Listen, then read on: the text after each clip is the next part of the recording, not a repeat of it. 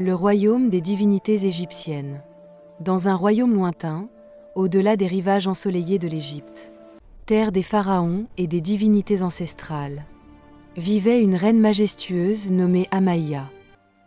Elle possédait un pouvoir céleste extraordinaire, lui permettant de communiquer avec les ancêtres des grandes dynasties, de dialoguer avec les animaux du Nil, et d'écouter la terre, les fleuves et les plantes. Amaïa était en parfaite harmonie avec la nature, une source d'énergie pure remplie d'amour, d'espoir et de bienveillance.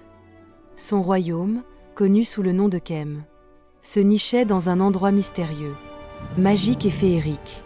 Il était émerveillé par la richesse de la faune et de la flore, entouré par les eaux scintillantes du Nil, qui dansaient sous le soleil brûlant.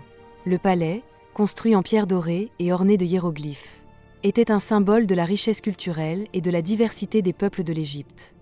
À l'entrée de Khem se tenaient 2 gardiens protecteurs, Ra et Khépri, vêtus de robes traditionnelles ornées de bijoux scintillants et de couronnes majestueuses. Ils brandissaient des sceptres magiques qui leur permettaient de veiller sur la sécurité de leur royaume. Ra, avec son regard perçant, et Khépri, avec son air serein, formaient un duo indissociable, gardant l'entrée du royaume avec une force inébranlable. À l'intérieur de Khem, 12 déesses résidaient, chacune possédant des pouvoirs uniques. Parmi elles se trouvait Isis, la déesse de la guérison, qui avait le don de soigner les blessures physiques et émotionnelles. Maat, la déesse de l'équilibre, veillait sur l'harmonie entre les mondes, s'assurant que tout restait en paix. La célèbre Hathor, dont le chant angélique résonnait à travers les vallées, avait la capacité de transmettre des énergies positives, des vibrations célestes et des messages d'amour et de paix. Son chant était un véritable baume pour les âmes, apportant joie et réconfort à tous.